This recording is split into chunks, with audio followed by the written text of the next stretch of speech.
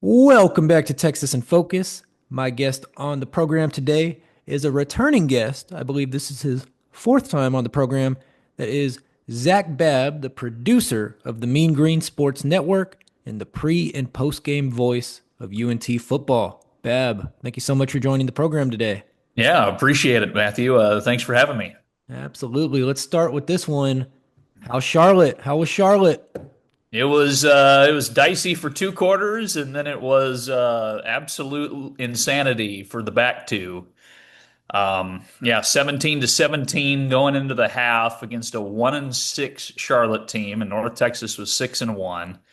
Um, and then you had probably the greatest quarterback performance in the history of Mean Green football, with Drew Mestemaker throwing for 608 yards to break both the school and conference record for passing yards in a game. So yeah, it was a tale of two halves. I know that's an overused term sometimes in the world of football, but it definitely was because yeah, it was we were wondering if it was going to be the upset of the season, with 1-6 Charlotte having a tie game at the half with us, and then yeah, and then we pulled away late for a 54-20 second half win.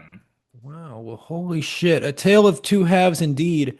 Drew Mestemaker, 608 yards? Did you say that right? 608 passing yards. Yep, new UNT and American Conference record. Well, tell me about the game. Like what he was doing is that, was he going deep, screen passes? How do you end up at the number 608? It was kind of a combination. He went deep a couple times early. He also got helped out by some really good blocking on a couple tunnel screens. One to Wyatt Young, that went 70 yards, was like a 2 yard pass, and then Wyatt took it the rest of the way. So that helped out a bit. But he did have a long bomb at the beginning to Cameron Dorner. He had some good throws throughout the contest, but yeah, it was just kind of a testament to how this offense has gone this year, because it's the number one offense in the country right now in terms of scoring. Um, and it's a well-oiled machine that is crunching along, and so it's been a lot of fun to watch them. But yeah, no, that was something we haven't seen. We probably won't see again at North Texas. 608 passing yards. 608. A well-oiled machine indeed. I've got a lot of questions about the season, but let's start with some basics. Next game, who's up next and are we the favorites? This next one is pretty big. It's going to be against Navy. I haven't seen the line yet. I know the ESPN matchup predictor, it's basically a coin flip. Because Navy is coming in as one of the four undefeated teams left in the country. Somehow they're not ranked. Holy I, shit. I don't Navy's know. undefeated? Navy's undefeated. They're 7-0 for the first time since the 80s. Somehow they're not ranked. They're like the effectively number 26 in the country because they're the first team up and the others receiving votes. So, nonetheless, it's still big. I mean, both teams have at this point college football playoff aspirations for that lone automatic G5 spot that comes in. And, if Navy can run the table, then they're probably in. If North Texas can run what's left of the table, there's a good chance they're in. So, there's this it's a game with a lot of implications on it. It's, in a way, it's almost a college football playoff elimination game in a way, because Navy's not getting enough love from the pollsters, and North Texas already has one loss. So it's a pretty big one in Denton here on Saturday. That was my next question. Is this a home game or are we playing in Boca Raton or wherever Navy plays? Sounds like it's a home game. Sounds like we're gonna maybe fill up the stadium again, like against South Florida. They're making a really big push on it right now. We'll see if it fills up again. It's an 11 a.m. kickoff, and that always kind of, it makes it a little more difficult to wake up early and get out there. So, it could they're making a push though. I'll give them that. And the athletic departments, I'll give them a lot of credit. They've done really well this year in terms of marketing and getting fans engaged, and especially students engaged. I mean, I think there was a lot of after the South Florida game, even though it didn't go the way that North Texas was hoping, I think a lot of people, a lot of students, especially who hadn't been to games prior, really saw for the first time kind of, okay, what's this whole college, big time college football thing about? And for the UTSA game the next week, they actually sold more student tickets than they did for South Florida. So I think you kind of have this sort of this latch of okay, this stuff is for a school that's primarily based around its jazz program. Um, you have a lot of people, a lot of students now looking at it like, okay, this football stuff is kind of fun. And so they showed up for South Florida, they showed up for UTSA, and hopefully they'll show up again here for Navy, even with it being the early kick. So it sounds like they're making a push, but it's going to be difficult with the 11 a.m. kickoff. Let me ask you this, because you mentioned the UTSA game. That's a big game for me every year because, of course, I went to UNT, I went to UTSA. I've become a UTSA fan over the years. But it really felt like, for the last few years, UTSA has kind of been the upstart, fledgling, or fledgling's probably the wrong word, the upstart, like up and coming team in the American, the one that, maybe has a chance to go further. And I would say with that game last weekend where UNT completely just kicked the shit out of UTSA, it's almost like the torch has been passed. Like UNT's kind of the new hot mid-major Texas team. What do you make of that read? Yeah, I think so, and it helps that UNT has a defense now, which is something they haven't really had in the last 7 or 8 years. Mhm. With Eric Morris, the head coach there at North Texas, you're always going to get a high flying offense, but it's been the thing of okay, we can score 40 points, but we're going to give up 45. And that was the thing that I think kind of showed up the most with the UTSA game was because UTSA is a very run heavy team. They're Mhm. good at just pounding the rock right down your throat, Oh yeah. and they just they couldn't do it against North Texas. They had the first play of the game was like a 72-yard run for UTSA, and they didn't even come. I don't think they had rushing play more than 15 yards after that. So, it's kind of a bend but don't break mentality. And yeah, it's vaulted UNT from this like, okay, they have this great offense, whatever, but can they outscore what their defense is going to give up? And that's kind of vaulted them into the top of the American in terms of good mid major programs, especially in Texas. With SMU is now a Power Four team since they're in the ACC, and you've got Texas State's there. They're going to the Pac-12 next year, but they're still kind of struggling a little bit on the gridiron this year. So now, in terms of the Group of Five program, Rice doesn't even count. In terms of the Group of Five programs in the state of Texas, UNT is kind of the cream of the crop now, just because I give a lot of credit to the defense for that, because you're always going to get a high flying offense with Eric Morris, but it's like, okay, can you stop the other team? And they're doing that this year. I tend to see UTSA, Texas State, and like UNT as kind of that group of schools that are in the mid-major programs, but are kind of making a push to have a serious football team. Where like, a team like Rice is probably, they're not they might make a bowl some years, they might not, but you're not really thinking them as like a perennial like mid-major contender. And it feels like UNT has moved to the head of that little pack I just made up with those three teams. Feels like UNT's at the head of that pack. Anyway, that's not my question. You mentioned Robert Henry, or you mentioned the running back for UTSA in that answer. He literally has a 70-yard run in like 4 of the 7 games. It might be 5 of the 7 games. Incredible running back, bad team. Uh, let me ask you this though, because my question has nothing to do with that either. UNT, you mentioned they could possibly be the Group of Five representative for the playoff. How likely is that? What's the ceiling for this team?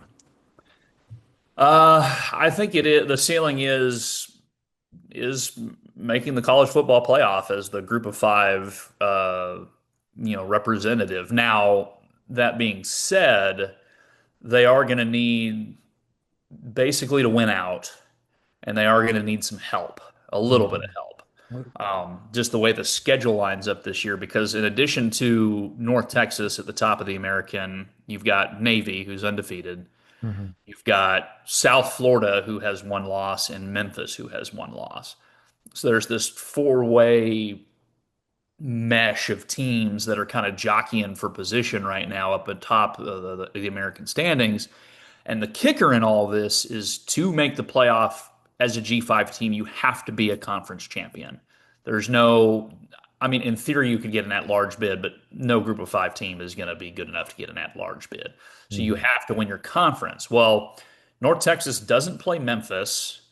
They don't play. Oh, Tulane, I should mention, is up there too. Tulane is a one loss team right now as well. So it's really five teams that are up there, shimmying with each other. So, they don't play Memphis. They don't play Tulane. They've already lost to South Florida. And now they have Navy coming into town. So even if you win out, there's still a mathematical shot that you don't get into the championship game because you have the way the championship game works. If there's ties, it's head to head. Well, without North Texas playing Tulane and Memphis and already losing to South Florida, you need some of these lack of head to heads to fall below you, and then if you do get stuck with them in Mhm. some tiebreaker where they can't do head to heads as the tiebreaker, well, then the ranking becomes your college football playoff ranking. That's what breaks the tie. Mhm. And with North Texas already having a loss to South Florida, you think, well, South Florida's probably going to be ranked higher than them by the time it's all said and done. Um, you know, Memphis is still up there, Tulane's still up there, so you can be 7-1 in conference at the end of the year with two other 7-1 teams, but if those other two 7-1 teams are ranked higher than you in the polls, then you're the odd man out, and you don't even make the conference championship game, and because of that, you don't even make the college football playoff because you have to win your conference championship game to get in. Mhm. So it's certainly doable. Um, I think it's Memphis still plays Tulane and Navy, and that could shake up some things. The South Florida game's already come and gone. South Florida actually got upset by Memphis last week. Mhm. So now they have one loss too, and Memphis, who has one loss to actually a really bad UAB team, is now. So it's this whole alphabet soup, if you will, in the standings right now in the American. And so basically, all you can do is take care of business and hope some other teams get tripped up along the way. But yeah, the college football playoff as the G5 representative is not out of the question by any means. Well, folks, if you wanted breakdowns of the American Athletic Conference's tiebreaker scenarios, you came to the right place today. Let me ask you this, Bab. 608 yards, Drew Mestamaker. Let's go back to this. So this weekend against Navy, you think he's looking for 609? I don't quite think so. It would be amazing if he did. I think there's going to be, I think just the nature of Navy's offense is not going to allow for that. And I said Navy's offense, and I mean Navy's offense. They're a service academy. They run basically a variation of the triple option and run it a lot more than they throw it. Now, they'll throw it a lot more than Army will. Mhm. They got a good quarterback in Bo Horvath, who's pretty dang good, but that's the thing is he can run the ball too. I think he's ran for at least 100 yards in his last three games as the quarterback. So their whole, way to beat you, if you will, is score touchdowns in like 8-minute drives and just try and keep the other team's offense off the field as much as they can. So, they'll put together a lot. Well, like Army is the perfect example from last year when North Texas played Army. Army had I think it was like a 23 play, 13 and a half minute drive that ended in a touchdown. Holy shit. And that's just Navy's not that nuts when it comes to drives, but it's from the same cloth as they're just going to try and make them as long as possible to keep Drew Mestamaker off the field. So for that reason, I don't think he's even going to have enough clock time to throw for 600 yards this week, like he did last. Um, but certainly you hope that, the explosive play is still in the bag for North Texas and they can get a handful of touchdowns that way. You're definitely hoping that. Let me ask you this. Let me ask you this before I ask you the real question. When you do your pregame show, do you do a like keys to the game type thing? Hank Dickinson is actually in charge of the keys to the game. I assist with those a bit sometimes in different ways, but I'm not the guy who does them myself. Okay, well, let me ask you this. If whether you're assisting with the keys or whether Hank has the keys all to himself this weekend, do you think one of the keys to the game for UNT will be limit time of possession for Navy? Yes, and it'll probably appear in the phrase of "get off the field on third down." Oh yeah. Yeah, that's what it's going to come down as because it's yeah, it's if you're getting Navy in third and long situations, uh, you have a better shot. If it's third and three, third and two, even third and four, they can get more than 4 yards a pop on the ground pretty Absolutely. routinely. So yeah. So when you are in those third down opportunities, the defense has got to get off the field. That will 100% be a Hank Dickinson and or Zac Babb key to a North Texas win this Saturday. Well, it's a great key to the game. You got to get off the field on third down. You got to limit time of possession. It's been a wonderful conversation. Let me close with this one. As we wrap up, we always like to ask a softball. I wonder if you've grappled at all with how you might have been a different person if not for technology and the little ways in which technology has kind of altered our brain and made us different than maybe the person we were supposed to be if not for these little devices that we look at all the time, even when we're in bed, when we're in the car, when we're not supposed to. How have you been grappling with that? How have I been grappling with technology? Wow, that's a Texas in focus closing pitch if I've ever heard one. Um, man, I mean, I'm probably not doing what I'm doing today without it, at Hmm. least in some way, form, or fashion. Maybe I am to some degree, but it would just look very different. I mean, I've kind of built my world off of, not only just looking at my phone, but the fact I can you know, get an interview with someone on my phone and record it that way. Or we're at the point too, forget the phones. We're at the point where we don't even need a traditional radio station signal or traditional radio equipment to get on the radio anymore. I mean, we're pushing our broadcast each week through a laptop. And then, that all gets picked up by the affiliates that we have, and then they throw it on their radio station. So we're not, tethering back into a studio anymore to get stuff on the air. So, yeah, I'd say the way I grapple with this is it orchestrates everything that I do in some weird form or fashion, and trying to figure out the best way to make it work is always a battle for me. Well, I know I said that was a final question, but let me ask this smaller final question. Do you get like a beeping notification on your phone when the UNT Mean Green score a touchdown? Yes, I do. I thought so. All right. With that, our guest on the program today is my dear, dear friend, Zac Babb, who is the producer of the Mean Green Sports Network, and he is the pre and post game voice of the University of North Texas football team and the former radio voice of the University of North Texas women's basketball team. Zac Babb, thank you so much for joining the program today. Appreciate it, Matthew. Thank you.